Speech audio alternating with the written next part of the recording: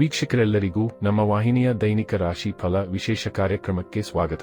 ಇವತ್ತಿನ ಈ ವಿಡಿಯೋದಲ್ಲಿ ನಾವು ವರ್ಷ 2025ರ ಜೂನ್ ತಿಂಗಳಿನ 10 ಮತ್ತು 11ನೇ ತಾರೀಕಿನ ದಿನಗಳ ಮಿಥುನ ರಾಶಿಯ ದೈನಿಕ ಫಲಗಳನ್ನು ತಿಳಿದುಕೊಳ್ಳಲಿದ್ದು, ಇಲ್ಲಿ ಈ ದಿನಗಳು ಮಿಥುನ ರಾಶಿಯ ಜಾತಕದವರ ಪಾಲಿಗೆ ಹೇಗೆ ಸಾಬೀತಾಗಲಿವೆ, ಜೊತೆಗೆ ಈ ದಿನಗಳಂದು ಗ್ರಹ ನಕ್ಷತ್ರಗಳ ಸ್ಥಿತಿಗತಿಗಳು ಹೇಗಿರಲಿವೆ ಮತ್ತು ಇವುಗಳ ಪ್ರಭಾವ ಇಲ್ಲಿ ಮಿಥುನ ರಾಶಿಯ ಜಾತಕದವರ ಪಾಲಿಗೆ ಹೇಗೆ ಸಾಬೀತಾಗಲಿದೆ ಅನ್ನೋದೆಲ್ಲವನ್ನ ಇಲ್ಲಿ ವಿಸ್ತಾರ ರೂಪದಲ್ಲಿ ತಿಳಿದುಕೊಳ್ಳೋಣ.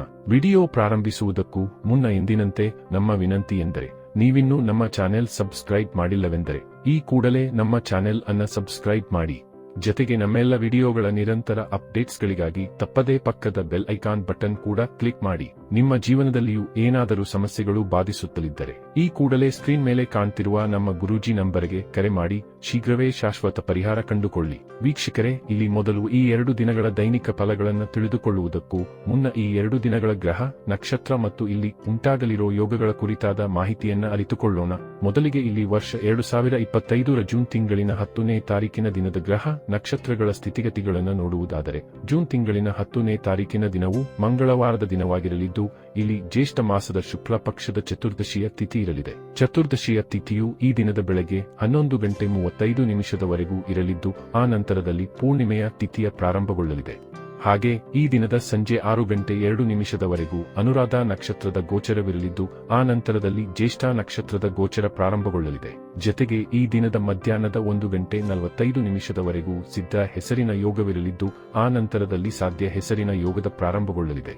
ಚಂದ್ರದೇವನು ಈ ದಿನದಂದು ವೃಶ್ಚಿಕ ರಾಶಿಯಲ್ಲಿ ಗೋಚರಿಸಲಿದ್ದು, ಇಲ್ಲಿ ಸೂರ್ಯದೇವನು ವೃಷಭ ರಾಶಿಯಲ್ಲಿ ವಿರಾಜಮಾನನಾಗಿರಲಿದ್ದಾನೆ. ಈ ದಿನದಂದು ಅಭಿಜಿತ ಮುಹೂರ್ತವು ಬೆಳಗಿನ 11:53 ಹಿಡಿದು ಮಧ್ಯಾಹ್ನದ 12:45 ಇರಲಿದೆ. ಇದರ ನಂತರದಲ್ಲಿ ಜೂನ್ ತಿಂಗಳಿನ 11ನೇ ತಾರೀಕಿನ ದಿನದ ಗ್ರಹ ನಕ್ಷತ್ರ ಮತ್ತು ಯೋಗಗಳ ಕುರಿತಾದ ಮಾಹಿತಿಯನ್ನ ತಿಳಿದುಕೊಳ್ಳುವುದಾದರೆ, ಜೂನ್ ತಿಂಗಳಿನ 11ನೇ ತಾರೀಕಿನ ದಿನವು ಬುಧವಾರದ ದಿನವಾಗಿರಲಿದ್ದು, ಇಲ್ಲಿಯೂ ಕೂಡ ಜ್ಯೇಷ್ಠ ಮಾಸದ ಶುಕ್ಲ ಪಕ್ಷದ ಪೂರ್ಣಿಮೆಯ ತಿಥಿ ಇರಲಿದೆ.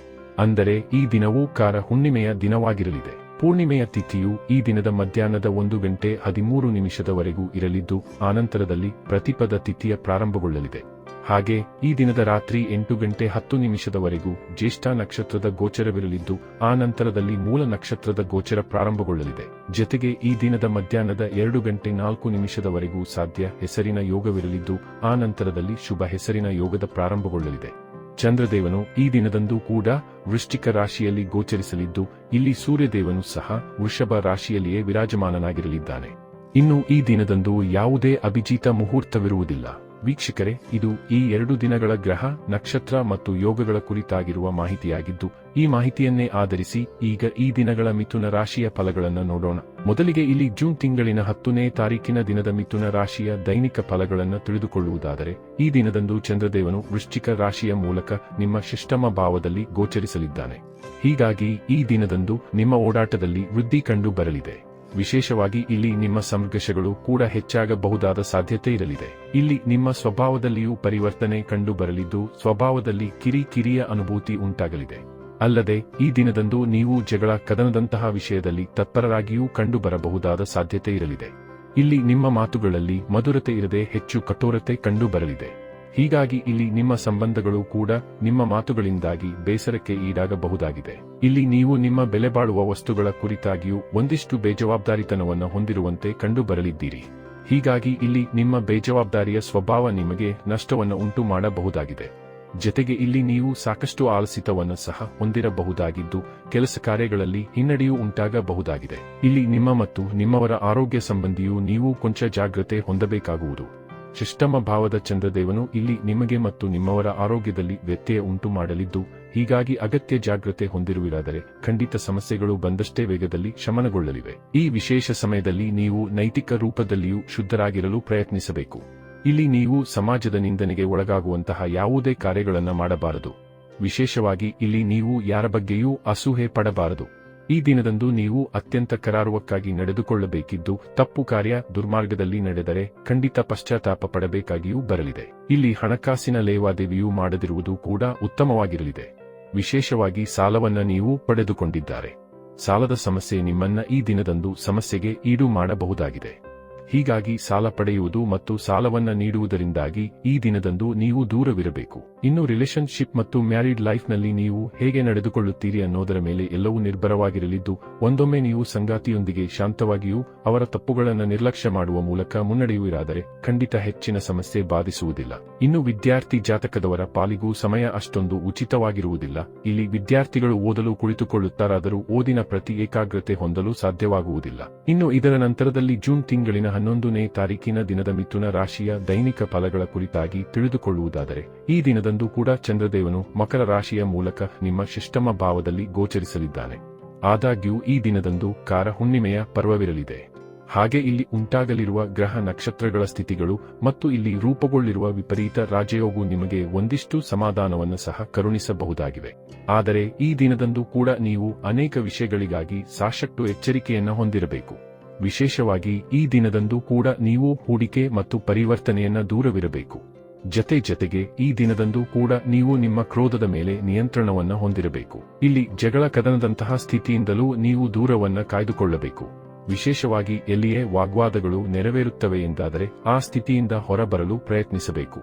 ಇದರಿಂದಾಗಿ ಈ ದಿನವನ್ನ ನೀವು ಉತ್ತಮವಾಗಿ ವ್ಯತೀತ ಮಾಡಲು ಸಾಧ್ಯವಾಗಲಿದೆ.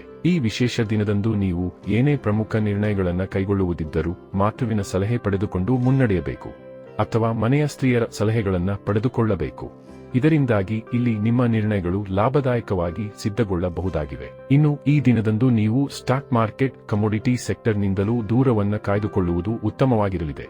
ಆದಾಗ್ಯೂ ಇಲ್ಲಿ ನಿಮಗೆ ಹಳೆಯ ಹೂಡಿಕೆಗಳಿಂದಾಗಿ ಲಾಭದ ಪ್ರಾಪ್ತಿಯೂ ಕೂಡ ಉಂಟಾಗಬಹುದಾಗಿದೆ. ಇಲ್ಲಿ ವಿದ್ಯಾರ್ಥಿಗಳು ಓದಲು ಕುಳಿತುಕೊಳ್ಳಲಿದ್ದಾರಾದರೂ ಒಂದಿಷ್ಟು ಬೇಜವಾಬ್ದಾರಿಗಳು ಕೂಡ ಕಂಡುಬರಲಿವೆ, ಅಥವಾ ಕೆಲಸ ಕಾರ್ಯಗಳ ಸಂಬಂಧ ಓದಿನಲ್ಲಿ ಏಕಾಗ್ರತೆ ಹೊಂದಲು ಸಾಧ್ಯವಾಗದೆ ಹೋಗಬಹುದಾಗಿದೆ. ಅಲ್ಲದೆ ಇಲ್ಲಿ ನಿಮ್ಮ ಸ್ವಭಾವದಲ್ಲಿ ಒಮ್ಮಿಂದೊಮ್ಮೆಲೆ ಏರಿಳಿತದ ಸ್ಥಿತಿಗಳು ಕೂಡ ಕಂಡುಬರಲಿವೆ.